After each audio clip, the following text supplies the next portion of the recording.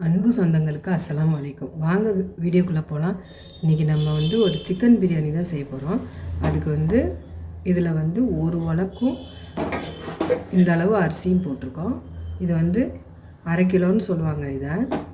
இந்த அரை கிலோவுக்கு அரை கிலோ கறி போட்டு இன்றைக்கி நம்ம வந்து பிரியாணி தான் செய்ய போகிறோம். இதை இப்போ வந்து நல்லா கழுவி ஊற வச்சுட்டு வந்துடலாம்.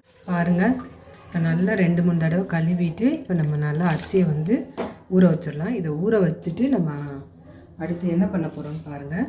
இதுக்கு வந்து அரை கிலோ கறி எடுத்துருக்கோம். லெக் பீஸ் இந்த மாதிரி பெரிய பெரிய பீஸாக எடுத்துருக்கோம். அப்போ தான் உடையாமல் நல்லாயிருக்கும். வாங்க, இப்போ வந்து ஒரு பாத்திரம் அடுப்பில் வச்சுருக்கோம். நம்ம எதில் சமைக்க போகிறோமோ அதை வந்து அடுப்பில் வச்சுட்டு இப்போ அதுக்கு வந்து எப்போவுமே நம்ம நெய் வந்து கம்மியாக தான் ஊற்றுவோம். இன்றைக்கி கொஞ்சம் அதிகமாக ஊற்றுறோம். இது 100 கிராம் இருக்கும். பார்க்கலாம். இதுக்கு லாஸ்ட்டாக இறக்கையில் ஊற்றிக்கலாம்.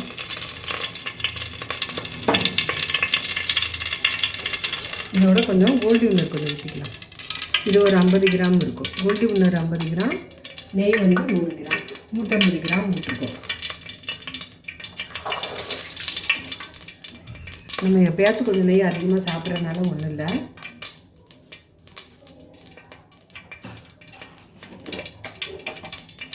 பாருங்கள், ஏலக்காய் வந்து ஒரு 3 போட்டுக்கலாம். நம்ம கரம் மசாலா போடுவோம், அதனால் ஏலக்காய் 3 போட்டுக்கலாம்.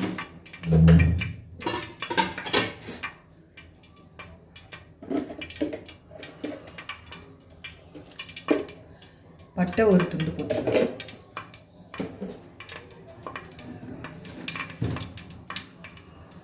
நம்ம இன்றைக்கி வேறு எதுவும் போட போகிறதில்ல, ஏன்னா பிரியாணி மசாலா போட போகிறோம். அதனால் இது வரைக்கும் பிரியாணி மசாலாலாம் போட்டதில்லை. இப்போ தான் ஃபஸ்ட் டைம் போட்டு ஆக்குறேன். நம்ம வீட்டில் அரைக்கிற கரம் மசாலா போட்டு தான் இது வரைக்கும் நம்ம வந்து பிரியாணி செஞ்சுருக்கோம். இப்போ வந்து நம்ம வெளியே வாங்கின பிரியாணி மசாலா போட்டு எப்படி இருக்குன்னு செய்ய போகிறோம். இப்போ வந்து வெங்காயம் போட்டுக்கலாம். ஒரு 4 வெங்காயம், பெரிய வெங்காயம் ஒரு 4 வெங்காயம் கட் பண்ணி வச்சுருக்கோம். தனித்தனியாக எடுத்து முன்னாடியே காமிக்க முடியல. அதனால் ஏன்னா நம்ம சேனலில் நிறைய போட்டிருக்கோம் அளவுங்களோட எப்படி செய்கிறதுன்னு. வேணும்னா அந்த வீடியோ கூட நீங்கள் பாருங்கள். நல்லா பெருசாக உள்ள 4 வெங்காயம் எடுத்து இந்த மாதிரி நீல வாக்கில் கட் பண்ணிக்கலாம். நீங்கள் கையில் இப்படி பிணைஞ்சு கூட விடலாம். அது வெந்துச்சுன்னா தானாகவே தனித்தனியாக வந்துக்கும். இப்போ வந்து இதை ஒரு மூடி போட்டு நல்லா வேக விட்டுக்கலாம். வாங்க, ஒரு கைப்பிடி புதினா போட்டுக்கலாம். இந்த எண்ணெயிலே நம்ம புதினா போட்டு வெங்காயத்தோடு வேகும்போது இதுவும் நல்லா வாசமாக இருக்கும். பிரியாணி வந்து நல்லா வாசமாக நம்மளுக்கு சாப்பிட்றதுக்கு டேஸ்ட்டாக இருந்தாலும் வாசமாக இருந்தாலும் அது ரொம்பவே நல்லாயிருக்கும். அதனால் நம்ம போடுற ஒவ்வொரு மசாலாவும் நம்ம அப்படியே ஸ்டெப்பாக போட்டுகிட்டே வரும்போது தான் வதக்க தான் உங்களுக்கு தெரியும். ஸ்கிப் பண்ணாமல் பாருங்கள். இந்த மசாலா வந்து எந்த அளவுக்கு நம்ம வதக்குறோன்னு பாருங்கள். இது ரொம்ப ஈஸியான வேலை தான் பிரியாணி. ஆனால் நம்ம அது வந்து மசாலா வதக்குறதுல தான் இருக்குது. இப்போ இது நல்லா கோல்டு கலராக பாருங்கள். இந்த அளவு வதங்குது. இன்னும் கொஞ்சம் நல்லா முறுமுறுன்னு வந்துடட்டும். வெங்காயம் வந்து நல்லா கருகிடக்கூடாது. ஆனால் நல்லா இந்த கலரில் வரணும், இந்த கோல்டு கலரில் வரணும். இந்த பட்டை இருக்கிற கலரில் நல்லா வந்துச்சுன்னா தான் பிரியாணி வந்து நல்லா கடையில் உள்ள மாதிரி நல்லா கலர் கொடுக்கும். இந்த வெங்காயம் வேகிறப்ப மட்டும்தான் நம்ம வந்து பொறுமையாக நின்று நம்ம வந்து வேக வைக்கணும். மற்றபடி நம்ம எப்போ வேணாலும் மாற்றி நம்ம போட்டுக்கலாம், டக்குன்னு போட்டு கிண்டிக்கலாம். ஆனால் வெங்காயத்தை மட்டும் இந்த மாதிரி நல்லா பொன்னிறமாக வதங்குற வரைக்கும் பொறுமையாக வேக வைக்கணும். இப்போ இதில் நம்ம சின்ன வெங்காயமும் போடுவோம். அது வந்து அப்படி பொன்னிறமாக ஆகணும்னு இல்லை. பாருங்கள், ஸ்கிப் பண்ணாமல் பாருங்கள். இந்த பிரியாணி வந்து ரொம்பவே டேஸ்ட்டாக இருக்கும்.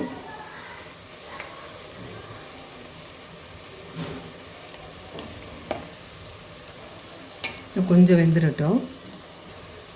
பாருங்கள், அதான் கொஞ்சம் நிறம் மாறிக்கிட்டு வருது.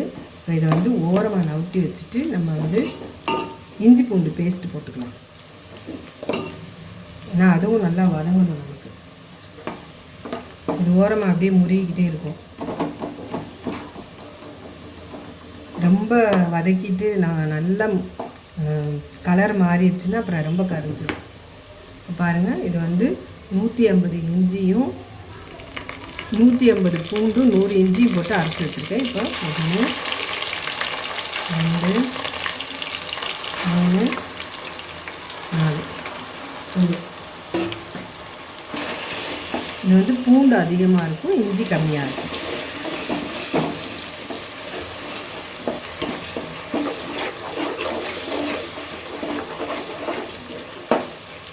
பாருங்கள், நம்ம வதங்குறப்ப அந்த வெங்காயமும் சேர்ந்து கோல்டு கலர் வருது பாருங்கள். நீங்கள் வந்து எந்த ஸ்டெப்பு மாற்றி போட்டாலும் இந்த வெங்காயம், புதினா, இந்த இஞ்சி பூண்டு பேஸ்ட்டு இது வரைக்கும் நல்லா வதக்கிடணும். அப்போ தான் அந்த பிரியாணி வந்து பச்சை ஸ்மெல் அடிக்காமல் நல்லா வாசமாக இருக்கும். இல்லைன்னா ஒவ்வொரு கடையில் பார்த்திங்கன்னா இந்த இஞ்சி பூண்டு பேஸ்ட்டு வந்து வாடை அடிக்கும் ரொம்ப. அது ஏன்னா சரியாக வதக்காதனால. இப்போ இது நல்லா வதங்கிடட்டும். இந்த பச்சை வாடையெல்லாம் போகணும். பாருங்கள், நீங்கள் பார்க்கையிலே தெரியும் அந்த வெங்காயமும் ரோஸ்ட் கலராக வந்துக்கிட்டு பாருங்கள். ஒன்றா முதவே போட்டு கலக்கிறாதீங்க. அந்த எண்ணெயெல்லாம் நடுவால் இருக்குது பாருங்கள். அந்த எண்ணெயிலே இந்த இஞ்சி பூண்டு வந்து வேகும், வெங்காயமும் வெந்துக்கிட்டு நம்மளுக்கு டைமும் கொஞ்சம் மிச்சம் ஆகும். நம்ம நேரம் போட்டு கிண்டணும்னு இல்லை.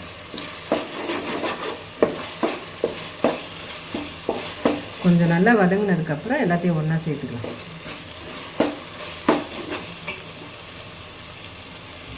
இந்த இடத்துல நம்ம வந்து பிரியாணி மசாலா போட்டுக்கலாம்.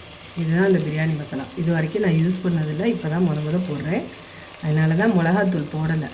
ஏன்னா இது எவ்வளோ காரம் இருக்குமா என்னன்னு தெரியல, பார்த்துட்டு போட்டுக்கலாம். 1 ஸ்பூன் போடுறேன், பத்தலைன்னா போட்டுக்கலாம்.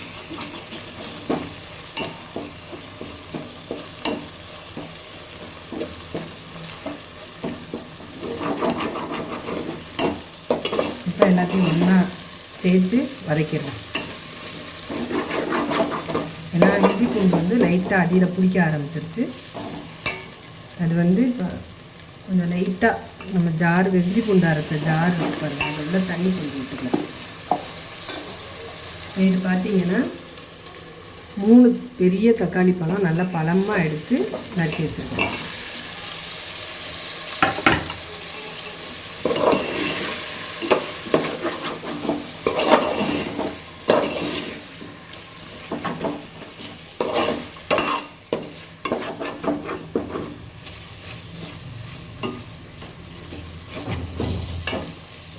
இதுக்கு தேவையான அளவு உப்பு போட்டுக்கலாம். பாருங்கள், இந்த ஸ்பூனில் 1 ஸ்பூன் போடுறோம். அரிசி போடும்போது பத்தலைன்னா போட்டுக்கலாம்.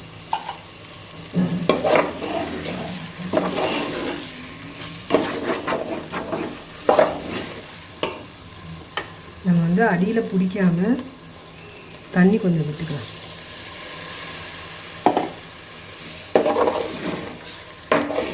நல்லா சுருண்டு வரணும். இந்த தக்காளிலாம் நல்லா சட்னிக்கு மாதிரி நல்லா வதங்கணும். உரப்பு இருக்கான்னு பார்ப்போம். சுத்தமாக உரப்பே இல்லை. பிரியாணி மசாலான்னு இருந்துச்சு, ஆனால் உரப்பே இல்லை சுத்தமாக. கரம் மசாலா மாதிரின்னு நினைக்கிறேன், உரப்பு இல்லாமல் வச்சுருக்காங்க. இப்போ இதில் வந்து 1 ஸ்பூன் வந்து நம்ம மிளகாத்தூள் போட்டுக்கலாம்.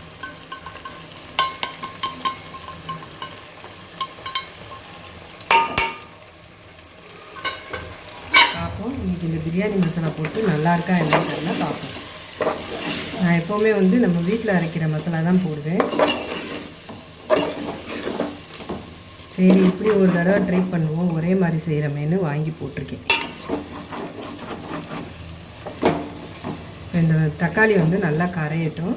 அதுக்கு நம்ம ஒரு மூடி போட்டுருவோம். ஒரு 5 நிமிஷம் மூடி போட்டோம்னா நல்லா வேகும். பார்க்கலாம் வாங்க. பாருங்கள், தக்காளிலாம் நல்லா வதங்கிடுச்சு. வந்து பச்சை மிளகாய் 2 போட்டுக்கலாம். சின்ன வெங்காயம் எடுத்து வச்சுருக்கோம் பாருங்கள், அது போட்டுக்கலாம்.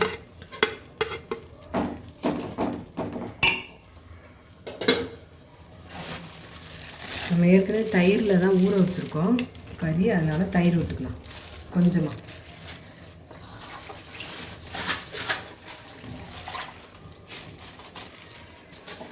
எல்லாத்தையும் நல்லா ஒன்றா வதக்கிடலாம்.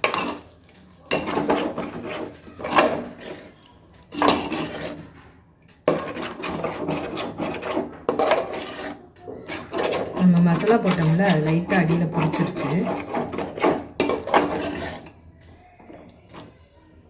இது நல்லா எண்ணெய் பிரிஞ்சு வர்ற அளவுக்கு வேகட்டும்.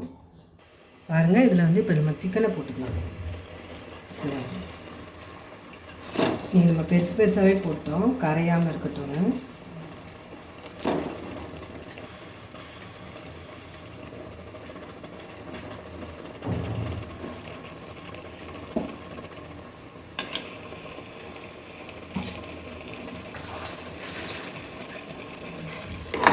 இந்த சிக்கன் வந்து நம்ம நல்லா உப்பு போட்டு நல்லா கழுவிட்டு கொஞ்சம் உப்பும் தயிரும் போட்டு நல்லா 1 மணி நேரம் ஃப்ரிட்ஜில் வச்சுருக்கோம்.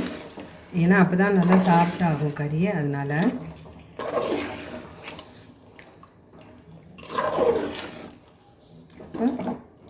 இந்த கறி வந்து நல்லா வேகட்டும். நம்ம சின்ன சின்னதாக போட்டோம்னா நம்ம சோறு எடுக்கும்போது அது உடஞ்சி போயிடுது. அதனால் நம்ம பெருசாகவே போட்டோம். இப்போ நல்லா வேகட்டு பார்க்கலாம். பாருங்கள், இப்போ கறி ஓரளவுக்கு வெந்துருச்சு. என்னன்னா நம்ம அரிசி போட்டு தம் போட்டுறதுனா நல்லா வெந்துடும். இப்போ கொத்தமல்லி போட்டுக்கலாம்.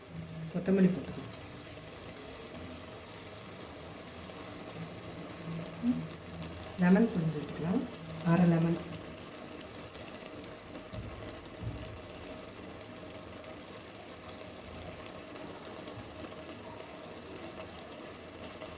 பத்தலைன்னா இன்னும் கொஞ்சம் ஊற்றிக்கலாம். ஏன்னா தயிர் கொஞ்சம் புளிக்கும். அதனால் இந்தளவு போகும்.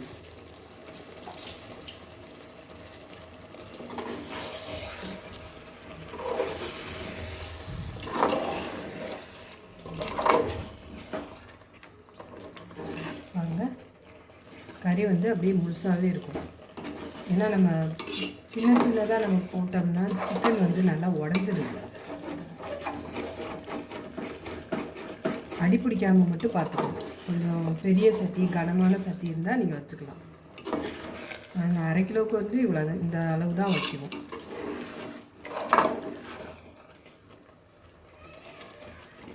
இப்போ வந்து நம்ம தண்ணி அளவு ஊற்றிக்கலாம்.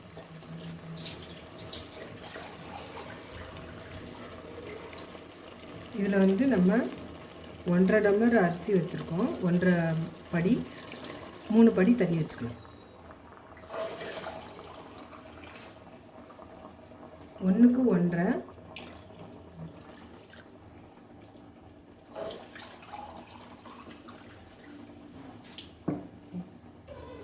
ரெண்டரை டம்ளர் வச்சுக்கலாம், கரெக்டாக இருக்கும். நான் 3ன்னு சொல்லிவிட்டேன், 2.5 வச்சுக்கலாம். ஏன்னா நம்ம வந்து வெறும் குஸ்கா, நெய்ச்சோறு இதுக்கெலாம் தான் 3 கரெக்டாக வைக்கணும். இப்போ இதில் வந்து நம்ம தக்காளி, தயிர் இதெல்லாம் நம்ம அதிகமாக நெய்யெல்லாம் அதிகமாக ஊற்றிருக்கிறதுனால சிக்கன்லேயும் தண்ணி விடும். அதனால நம்மளுக்கு 2.5 டம்ளர் வந்து கரெக்டாக இருக்கும். பாருங்க, இப்போ உப்பெல்லாம் உரப்பெல்லாம் கரெக்டாக இருக்கான்னு செக் பண்ணிக்கோங்க. கரெக்டாக இருக்குது பாருங்கள். அது பிரியாணி மசாலா அவ்வளோக்கா பிடிக்கல எனக்கு. அதில் எந்த ஒரு ஸ்மெல்லுமே இல்லை, பிரியாணியோட ஸ்மெல்லே இல்லை. அதனால் நம்ம வீட்டு பிரியாணி கரம் மசாலா போட்டுக்கலாம்.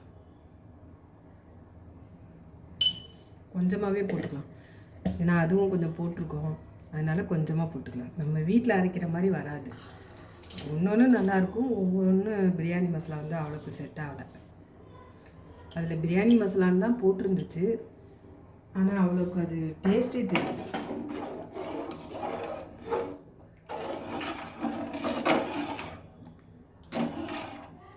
பாருங்கள், நம்ம ஏற்கனவே கொஞ்சம் உப்பு போட்டிருக்கோம். இன்னும் ஒரு ஸ்பூன் அளவு உப்பு போட்டிருக்கோம்.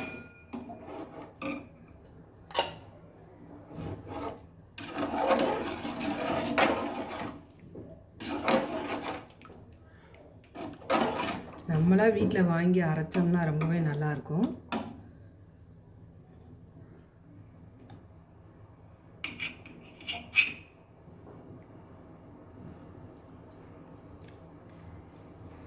கரெக்டாக கரெக்டாக இருக்குது. கொதிக்கட்டு தண்ணி பாருங்கள், தண்ணி நல்லா மழை கொதிக்குது.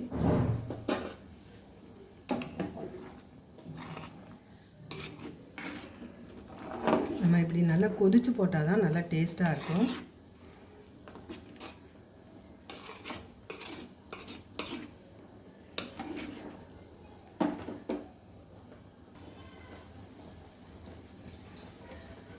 பாருங்கள், நம்ம தண்ணி வந்து வடிகட்டி எடுத்துகிட்டு வந்துட்டோம் அரிசி. இப்போ இதில் போட்டுக்கலாம். பிஸ்மில்லாஹ்.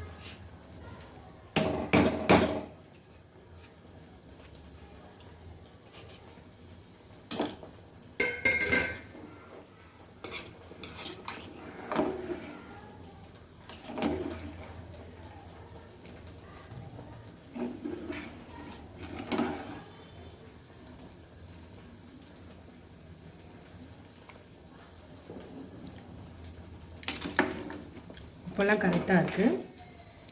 நல்லா கொதி வரட்டும். இது சீக்கிரம் வெந்துடும். பாருங்கள், லைட்டாக இன்னும் கொஞ்சம் மிளகாத்தூள் போட்டிருக்கோம், ஏன்னா காரம் கொஞ்சம் பத்தலை.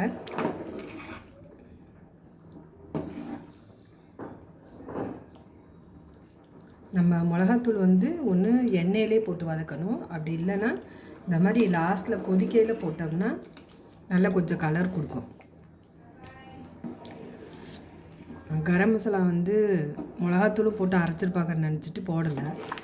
ஆனால் அது ஒரு டேஸ்ட்டில் இருக்குது. நம்ம எப்பயும் வழக்கமாக இருக்கிற அந்த டேஸ்ட் இல்லை, அது ஒரு மாதிரியாக இருக்குது. இது வரைக்கும் சாப்பிடாதனால அப்படி இருக்கோ என்னமோ. அதனால் கொஞ்சம் நம்ம வீட்டு தூளும் கொஞ்சம் போட்டுக்கிட்டோம்.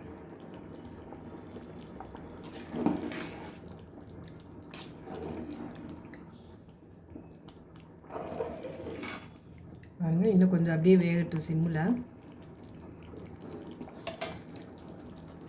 பாருங்கள், ஒரு சூப்பரான பிரியாணி, நல்லா சிக்கன் பிரியாணி, நல்லா கடை டேஸ்ட்டில், நல்லா பீஸ் பாருங்கள் எப்படி இருக்குங்க. அப்படியே முழுசாக இருக்கு பாருங்கள், கடையில் உள்ள மாதிரி. நீங்களும் இது போல் ட்ரை பண்ணி பாருங்கள். ரொம்பவே நல்லாயிருக்கும் இந்த பிரியாணி. பிடிச்சிருந்தால் லைக் பண்ணுங்கள், ஷேர் பண்ணுங்கள், சப்ஸ்கிரைப் பண்ணுங்கள், பெல் ஐக்கானை கிளிக் பண்ணுங்கள். அப்போ தான் நாங்கள் போடுற ஒவ்வொரு வீடியோவும் உங்களுக்கு மிஸ் பண்ணாமல் கிடைக்கும். இப்போ தம் போட்டுடலாம். எங்கள் சேனலுக்கு ஹைப் பண்ணுங்கள் மக்களே. மறக்காமல் ஒரு லைக் கொடுத்துருங்க. பாருங்கள், ஒரு லெக் பீஸ் கூட உடையவே இல்லை. அப்படியே நம்ம போட்ட கறிலாம் அப்படியே மாவு மாதிரி இருக்குது பாருங்கள். பார்த்தாலே தெரியும், நல்லா மாவு மாதிரி இருக்குது. பிடிச்சிருந்தால் லைக் பண்ணுங்கள், ஷேர் பண்ணுங்கள், சப்ஸ்கிரைப் பண்ணுங்கள், பெல் ஐக்கானை கிளிக் பண்ணுங்கள்.